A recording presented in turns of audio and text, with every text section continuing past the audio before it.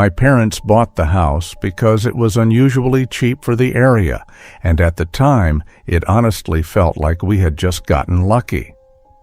It was a 2-story house at the very end of a quiet street, slightly older than the others, but still in good shape. The agent told us the previous owner had moved out suddenly due to personal reasons, and we didn't question it much. Everything looked fine during the walkthrough. The walls were clean, the floors were solid, and nothing seemed out of place. But even then, something about how quickly the deal went through felt rushed, like they wanted it sold as fast as possible. The first week went by normally, the kind of normal that makes you stop questioning things. We unpacked our belongings, arranged furniture, and slowly started turning the place into a home. The house had that slightly stale smell at first, like it had been closed up for a while, but it faded after a few days of open windows. The neighborhood was quiet, with barely any activity, especially at night. It wasn't unsettling at first, just peaceful. We assumed we had just moved into a calm area where nothing really happened. The first strange thing was small enough that we ignored it. Doors that we clearly remembered closing would be slightly open later. Lights would be on in rooms that no one had entered. At first, we blamed each other. My mom thought I was being careless.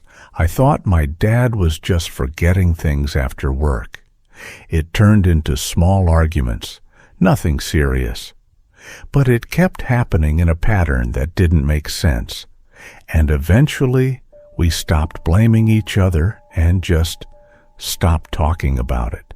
A few nights later, I woke up around 2 a.m. to a sound that didn't belong in a quiet house. It was slow and heavy, like something being dragged across the floor downstairs. Not a random noise, not something falling. This was controlled, deliberate movement. I stayed still in bed, trying to listen carefully. The sound came again, the same slow dragging. I assumed it was my dad moving something around. Maybe he couldn't sleep. I didn't check. I just turned over and forced myself to ignore it. The next morning, I asked him about it casually while we were eating. He looked confused and said he hadn't left his room at all. My mom said the same thing. For a moment, there was this awkward silence between us, like none of us wanted to push the conversation further. Then we brushed it off, calling it house noise, even though deep down it didn't feel like that. The sound had been too clear, too intentional. A few days later, while cleaning the basement, we found something we hadn't noticed before. Behind a set of old wooden shelves, there was a small door built into the wall. It was easy to miss unless you were really looking for it. It wasn't locked, just tightly shut. When we pulled it open, it revealed a narrow storage space, barely wide enough for a person. It was empty, but the walls were covered in marks. That same night, I woke up again at almost the exact same time. But this time, it wasn't dragging, it was footsteps. Slow, steady, heavy footsteps moving across the living room. I sat up immediately and checked my phone. 2:17 a.m. The footsteps didn't sound like pacing at first, just walking. But then they stopped, right outside my bedroom door. That same night, I woke up again at almost the exact same time. But this time, it wasn't dragging, it was footsteps. Slow, steady, heavy footsteps moving across the living room. I sat up immediately and checked my phone. 2:17 a.m. The footsteps didn't sound like pacing at first, just walking. But then they stopped, right outside my bedroom door. I didn't move, I didn't even breathe properly. Then I heard a soft tapping on the door. Not loud, not urgent, Just light taps, spaced out like whoever or whatever was outside knew I was awake.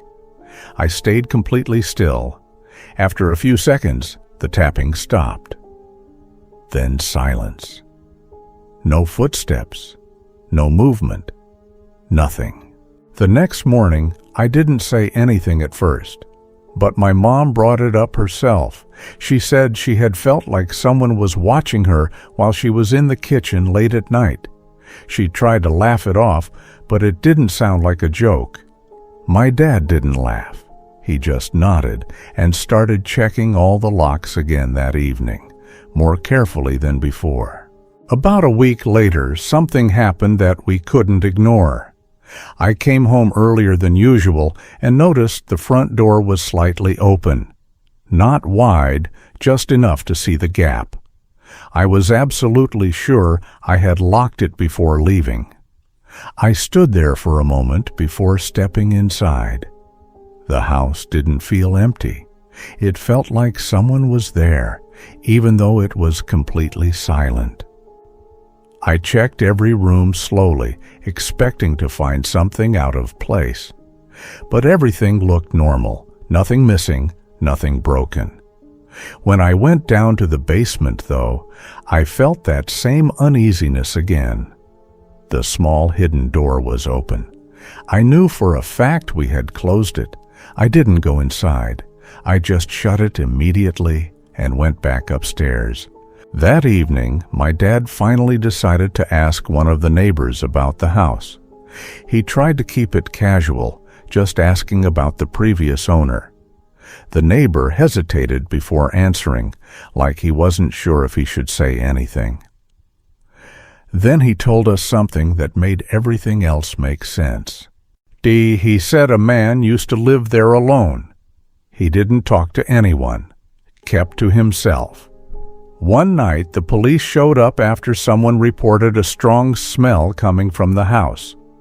When they checked the basement, they found something hidden behind a small door. Wasn't just something, it was a body. Someone had been killed and kept in that narrow space for days. After that, the man who lived there disappeared. No one knew where he went. Some said he ran away. Others said he was never found at all. That night, everything changed. Around 2 a.m., the footsteps came back, but this time they were louder. Faster, not just walking, pacing, back and forth across the house like someone was restless. The sound echoed through the walls, making it impossible to ignore. Then we heard the basement door open. Slowly, with that long creaking sound that filled the entire house. Right after that came the dragging noise again, heavier than before, like something large being pulled across the floor. My dad grabbed a flashlight and said he was going downstairs. My mom told him not to, but he went anyway. I followed him, staying a few steps behind. The basement felt colder than usual, and the air felt thick. The small hidden door was already open. We stood there for a second before moving closer. The space inside looked empty at first, but when the flashlight hit the wall, we saw something new. The scratches had changed. Some of them looked fresh, deeper, like they had just been made. And at the bottom of the wall, there were words carved into the surface. Rough, uneven, like they had been made with fingernails. Not clean, not straight, but clear enough to read. It said, "He is still here."